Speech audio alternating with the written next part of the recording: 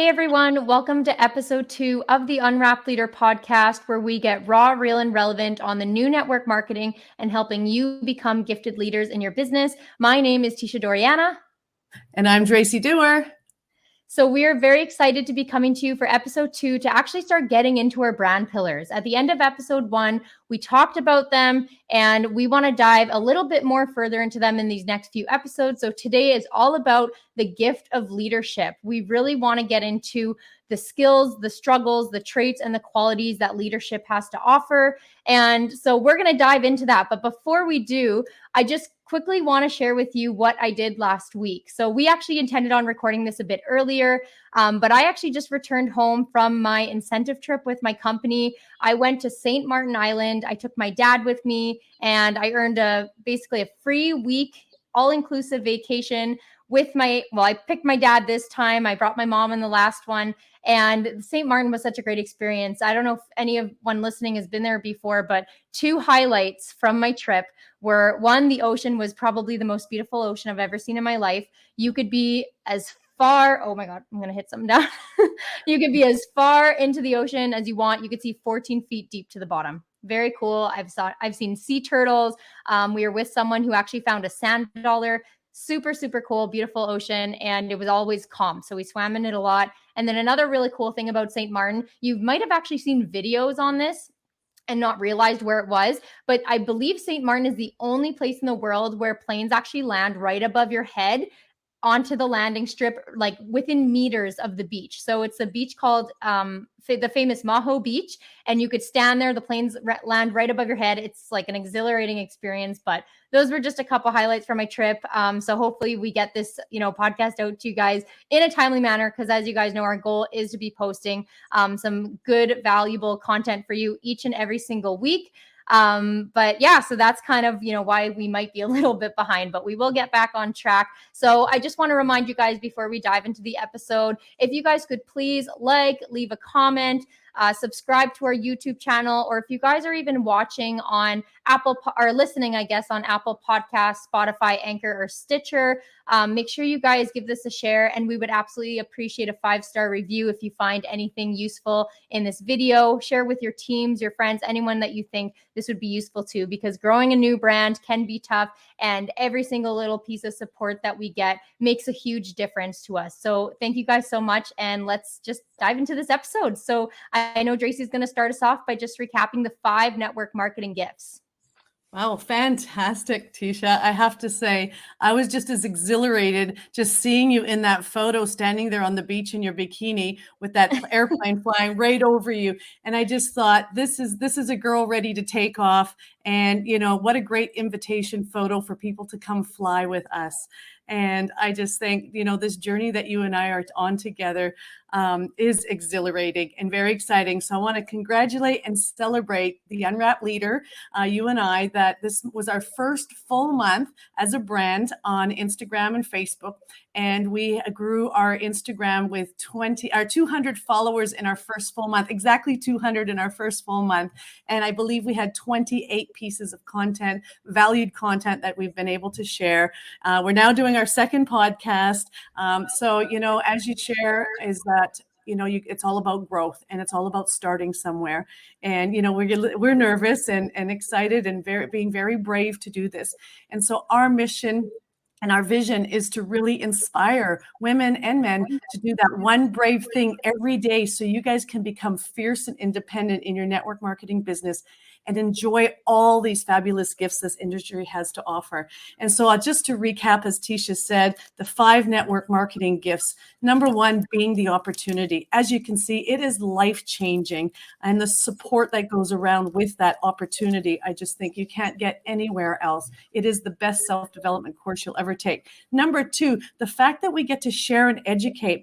Why do you see so many of us always so excited and have so much to share? Because we genuinely see lives change, and we just love educating people. And I think from the core, you can get into a business like this, but when that business gets into you, you become a force to be reckoned with. And then third is just developing enriched relationships. Like the fact that I get to be buddies and best friends with Teisha Dorianna when her mom and I grew up together in the small town of St. Paul, and I flew off to another country. And you want to know why I flew off to another country, by the way? Just off topic. Going on all those fantastic incentive trips like Tisha's talking about. She's now had a few since she's been on the journey, and I've been blessed to be in Mexico, Tahiti, Jamaica, Hawaii, Tahiti and Fiji. Well, I got the addiction of wanting that beach all the time. So when I got to experience Australia 23 years ago or 24 years ago, I decided to make it my home because I wanted the beach every day, Teisha.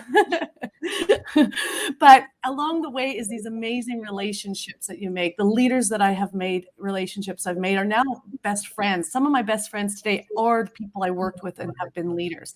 Being able to watch them grow is the biggest, best reward I've ever had. We really genuinely call it a paycheck of the heart. And when you definitely develop leaders and learn those leadership skills, which is number 4, the gift of leadership skills, those are gifts you carry into the rest of your life, into your home life, into your family life, into your community. When you develop these skills, you become a better person, a better human, and you live a better life by developing these kind of skills. And that's why we are so passionate about it that we had to write this book, create a brand, and be of service to you. So thank you for joining us. And then that comes back to that number 5, the best version of you. Well, all I can say, if it wasn't for this business, me starting 30 years ago, I wouldn't be the woman that I am today. And I feel incredibly blessed to be able to do, be, and have everything every woman has ever dreamed of being, doing, and having along the way.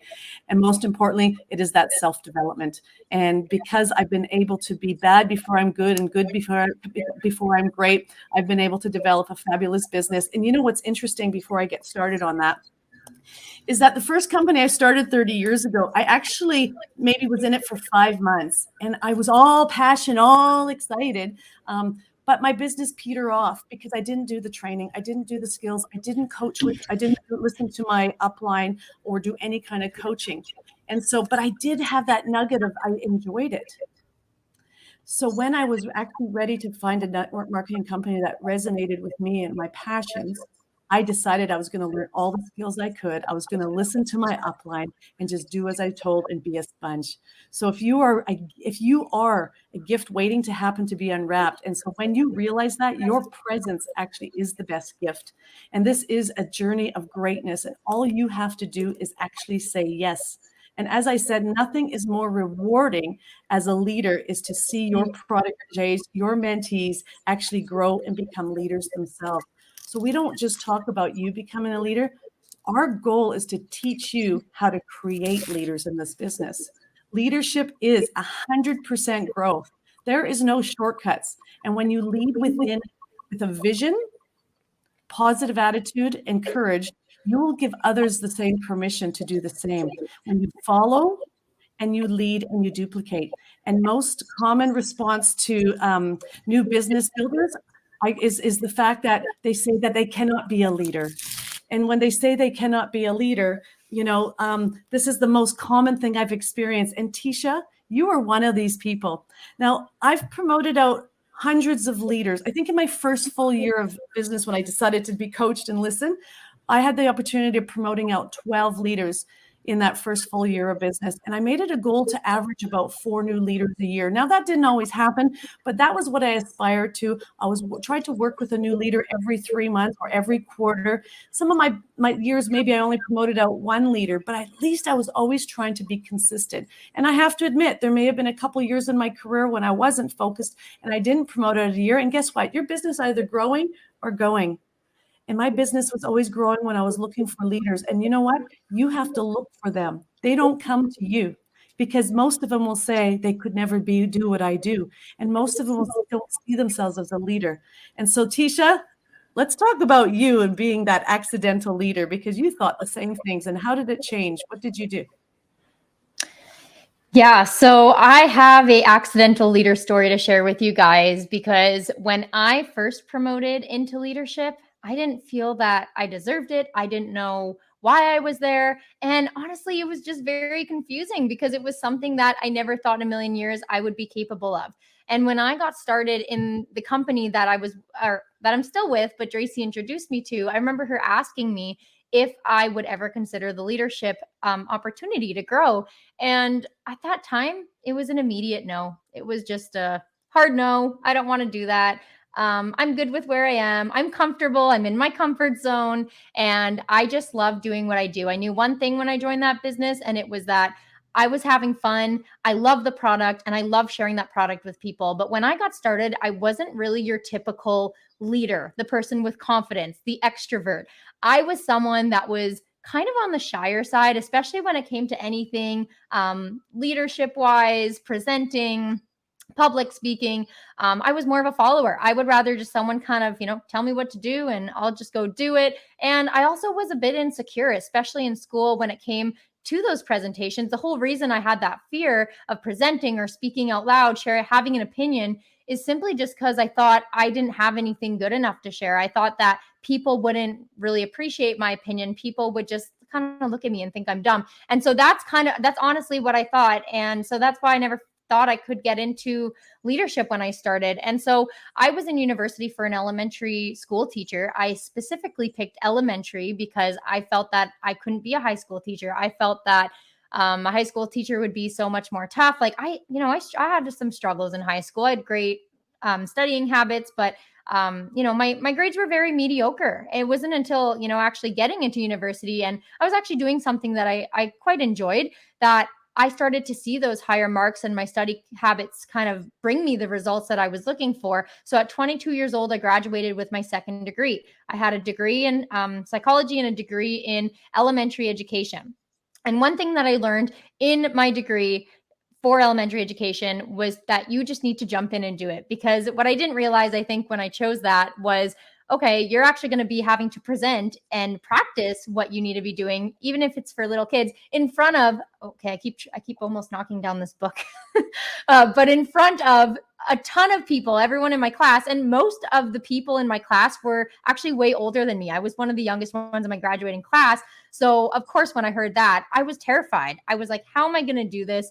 I don't know why, I just didn't think this through. And I just was told, I remember by my university professor, you just have to jump in and do it if you want something. So I've actually taken that skill that I've learned, because I've had to do it a million times when I was in university, to just jump in and do it. And I took that skill into my network marketing business. So my passion really did begin to shine in my network marketing business naturally, just because I loved what I was doing. Because as I said, all I knew is that I loved what I was doing. I loved the product. I loved sharing it with people. So people started to notice that. People started to see the passion that I had. And it was so weird. People just started kind of coming to me and saying, what are you doing? And can I be a part of it? And I started recruiting people, not because I was asking or wanted to be a leader, but because people just saw how much I loved what I was doing. And like I said, that passion goes a long way. So when people are actually looking for a network marketing company, I always say, get behind a product or a service, something that you can be passionate about, because that's how I actually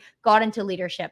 I actually ended up, there was one who wanted to come check it out, and then someone else loved the product and they wanted to sign up for a discount. And, I feel like a lot of people sign up for the discount, or, simply just because they want to share with friends and family, and that can turn into a lot more. And that's exactly what happened to me. So my passion started to become full-time for me. I was putting a lot of work into it. I was attending university full-time. But like I said, my goal was never to get into that leadership role. It just happened very naturally because of how much I loved it. The passion that people saw that I had for it. People became attracted to me and my business. So people started coming to me. And the only thing that I was thinking in my head is, I'm not even doing anything. I'm just having fun. And that is the exact way that you want your leadership journey to begin, is just by having fun. Because when you get too focused on who could I bring onto my team, I just need that first team member, and you kind of like let everything else go out the window. You stop building genuine relationships, and you stop sharing your story. Like, that's when leadership becomes tough, is when you honestly just stop being yourself. So it's so important to just stay true to yourself, be genuine, have that passion, and people are going to start becoming attracted to you and your business. So from this accidental leadership story, I really thought I was doing nothing. I didn't think I deserved to be here. But what I realized along the way is that I was doing exactly what I needed to be doing to become a leader. I had those leadership qualities inside of me, and I never even realized it. I thought all those fears were something I was never going to get over, but really sometimes, the lesson I learned is the things that you fear the most. For me, it was public speaking. I know Dracy used to say too, her biggest fear was public speaking, but some of those things you fear the most are actually the things that you were put on this earth to do. And that's how I feel today. I love leadership. It's my biggest passion. I've never felt passion for anything so much in my life until I was introduced to this industry that I actually turned this hobby and passion into my full-time career. Even after graduating with my degrees, I chose this because this is what I love the most. And the most important lesson that I learned from this is that leadership it's created. It's not found. Again, when Dracy found me, I'm sure she maybe saw stuff in me, but I never saw anything in me.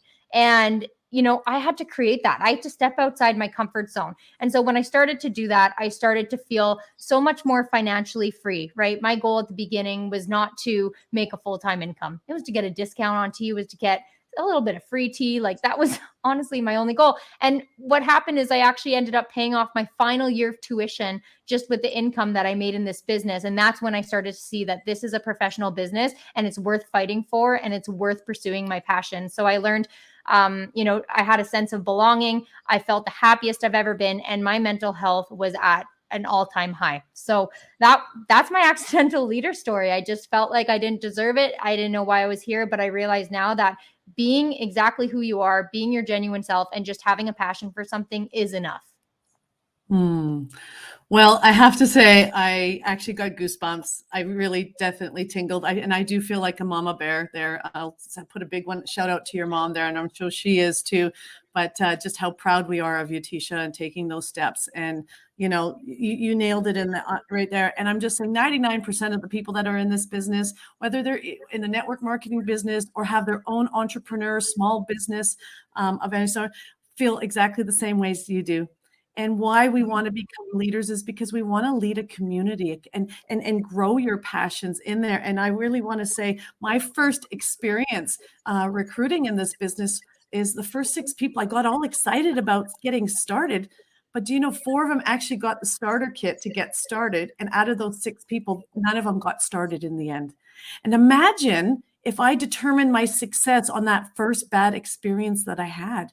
And I'm just so grateful I had an upline that just was there to help support me, to help me with my very first person to get started in the business, and so these are the things you just learn as you grow and go. But you came with some great habits. Like you said, study, you habit, you learn to just do it. But I love the fact that you created space where it was attractive, that people wanted to be a part of you. And that's why we take one of our brand pillars about creating a community, just like the community we want to create here for people who really want to make a difference, unwrap their gifts, and become gifted leaders.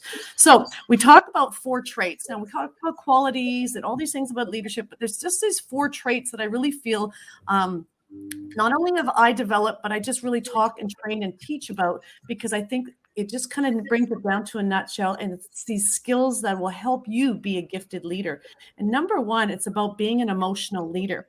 Now, this is an interesting topic because being an emotional leader I was taught by my upline to act on principles, not emotions, when it comes to business. And that is what I'm talking about. Month end, the stress, the overwhelming feeling, and if maybe something doesn't happen the exact way you do, you become incredibly emotional about it. You actually want to quit sometimes. Like that's not the emotional leader I'm talking about. This is where you learn to be emotional about people's dreams and goals, your passions, like being excited and enthusiastic and proud out loud and celebrating achievements and milestones. That's the emotional leader I'm talking about. I'm talking about an emotional leader where you craft a vision so clear and picture perfect, as we shared in the book, like the Sistine Chapel of the Michelangelo, just how vivid it is.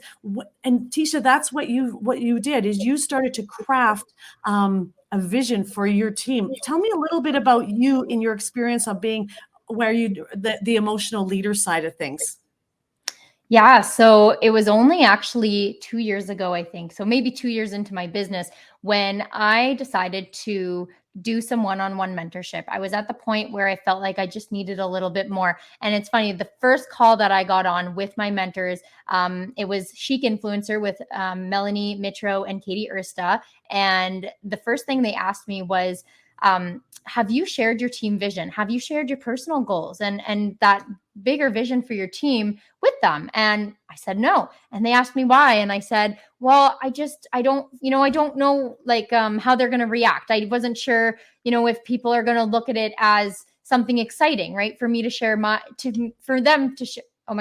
for me to share my goals with them. Like, I wasn't sure how they were going to react. And they said, you have to share that. That is what brings a team together. That's what gets people excited to just move forward. So I planned a call to do with my team, I think the following week.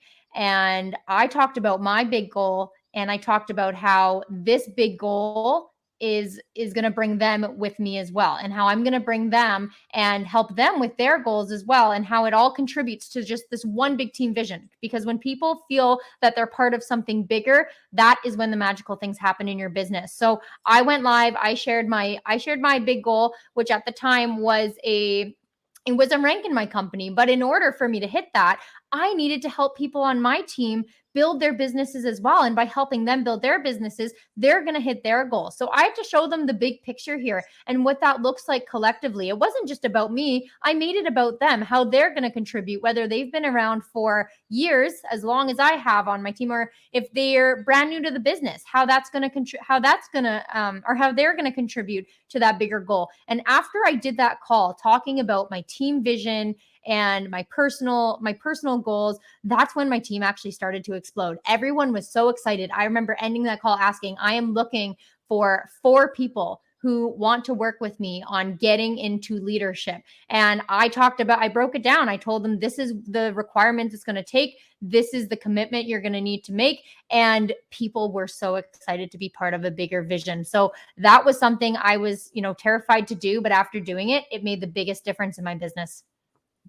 And again, you allowed them to see it and feel it and want to be a part of it. So being a visionary leader and crafting that with that emotion. So that's where I think is just a really good, solid trait to have. Okay. So number 2 is being a principle-centered leader. So a principle-centered leader, it is about having character in motion, setting a guide of beliefs that allows you to actually be your compass. It actually is part of your worth and your frame of your framework, knowing your true worth. So being the example and learning from your failures, and don't get attached to the outcome, but actually fall in love with the process. A principle-centered leader actually handles difficult situations. They problem solve. They manage crises with kindness and correction, and they give people a sense of trust. So this is something that I feel that maybe you already have those traits. And if you don't, then you can develop those traits in part and parcel to the character that you want to create. And so this is again about becoming something bigger and greater in that personal best version of yourself. So what is some of the character or some of the things, Teisha, that you've done or to become a much better principle-centered leader?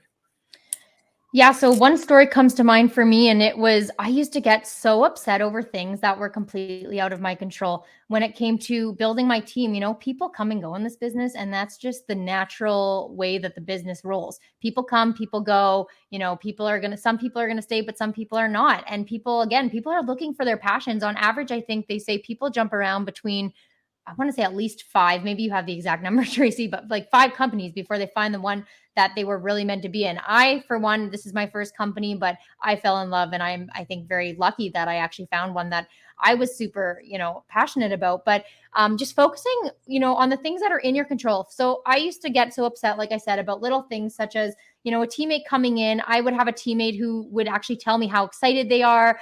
Maybe even I've had people tell me their experience in network marketing and they plan on being my next leader, and just giving me telling me these big things about them. And of course, because of that, I got so excited, and I just, that's all I wanted to focus on was that one person. Like, they're going to be my next rock star. And then, months later, who knows, something comes up. Sometimes they ghost you. Sometimes they just disappear. It just doesn't happen. And it could be very upsetting. But the way that I got around this was, one, like I said, focusing on the things you can control. You can't control what people do in this business. You can only control what you do, and you can create that environment for people to, want to pursue leadership, but ultimately you can't make that decision for them. So focusing on the new and exciting always, right? Always bringing in new members into your team, focusing on new customers. It's the same thing with customers. You're going to get some customers and people are going to go, but that's just the reality of the business. And you just have to really just focus on the things that are in your control. I can't say that enough, because I used to,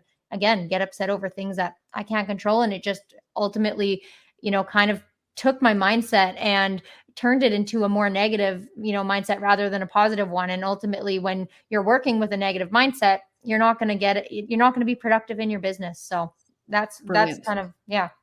Brilliant. And a principled leader does not let disappointment change their direction or their decisions. And again, being in love with the process, not focused on the outcome. So good job, Alara. That's fantastic. I almost said good job, Alara. Just so you know, Alara is my oldest grandbaby, everyone. So everybody seems to be called Alara. It's called my grandma's disease. I call them every other name but their own. Okay, so let's talk about the third trait, being a present leader, which this one is very dear to our heart. This book is all about the presence that we have and being a present leader and a leader leading with presence.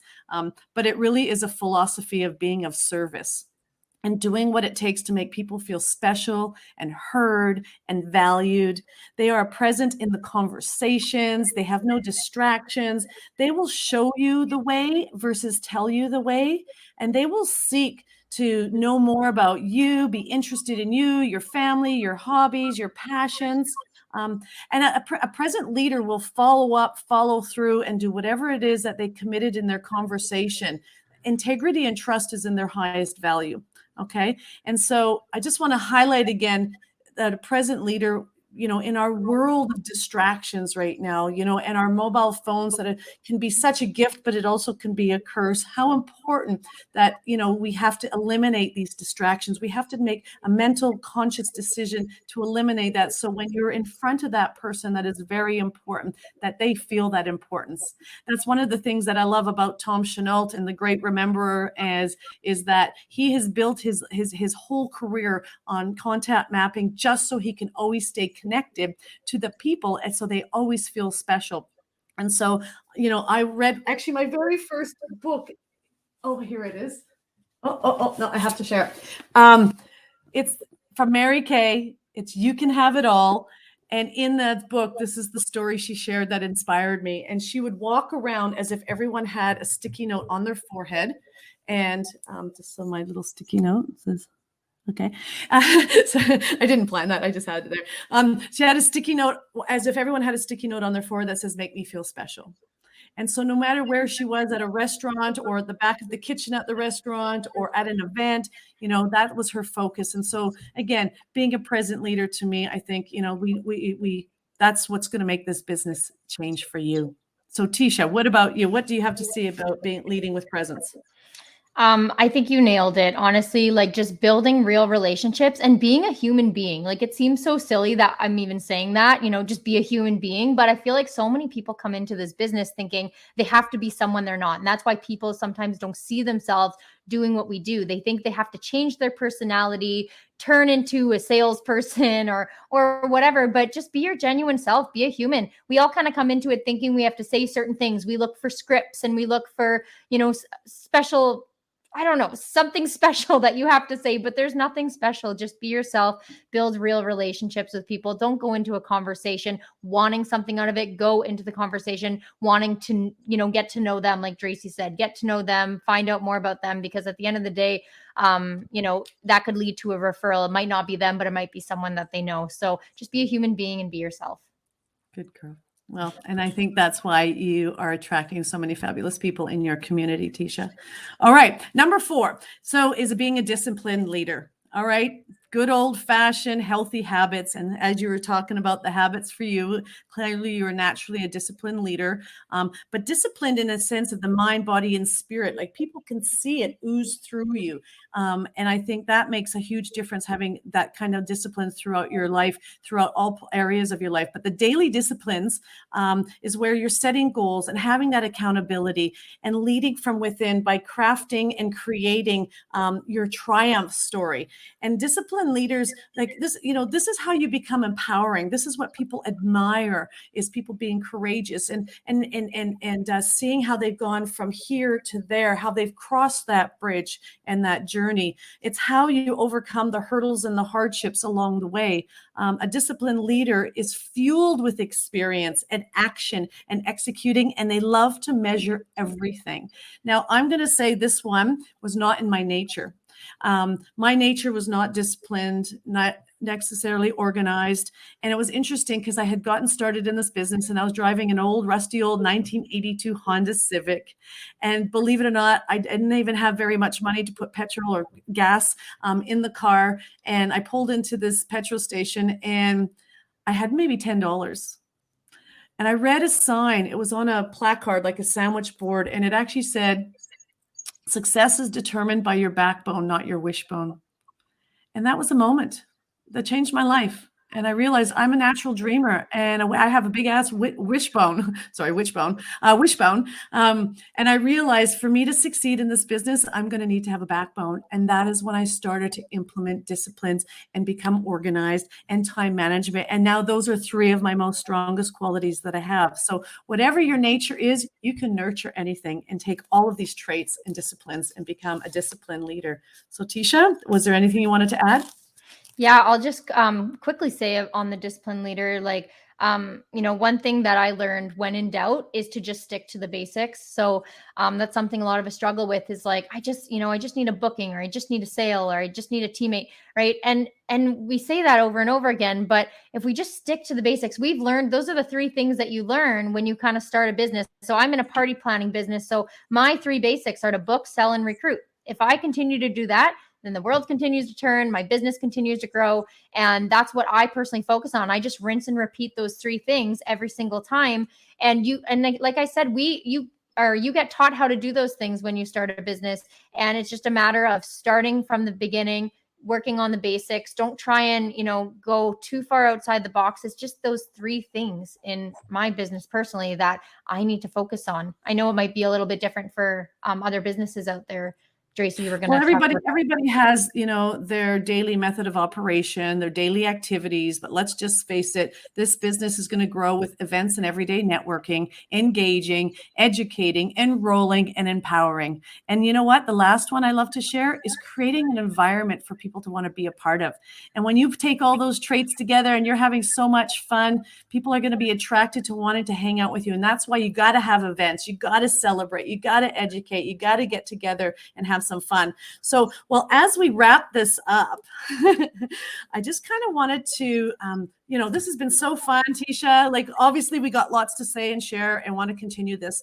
And so we want to invite people to reflect on what was relevant to them today on this call or this podcast, and to really think deep on what do you feel are some things that you need to work on, and what kind of support do you feel you might need, and what do you feel holds you back? Is it knowledge? Is it comfort? Is it support? We have on our website, in our free resources, go and check it out, the gift analysis. This really helps you break down your gifts and what you need to improve on, what opportunities are there for you, what is holding you back, and the support you need. It's a wealth of information. Take it to your upline, take it to your coach, find an accountability partner. Hey, if you need some extra added support, reach out to us. You're going to find us on Instagram, Facebook. We're there. But the other thing we want to ask you is to set the date for the 16th of June. That is our goal. We are aiming for to launch this book. So get on our wait list. Teisha and I, we haven't actually really talked about this, but I thought about it last night, Teisha. All of those on our wait list, we're going to give away some free books if you're on our wait list. I hope that's okay, Teisha. I said that, but I assume you're going to agree. So those of you that are on the wait list, go to our website. Day of our launch, we're going to throw out some books to everybody out there that is on that wait list. Other than that, Teisha and I have dreams and goals of creating this brand. We already are working on our second book. You guys haven't even got the first book because our second book is not, this is the Unwrapped Leaders, the Unwrapped Leader. We want it to be the Unwrapped Leaders, and that's going to be about you. So we want you to start thinking of the things that you're learning and growing and doing in your business, and start writing and recording these things, because we're going to start inviting you guys to start sharing your stories so we can put that in our very next book. So Teisha, without further ado, I just wanted to kind of just say, ladies and gentlemen, make a decision. Just make a decision to become a present leader.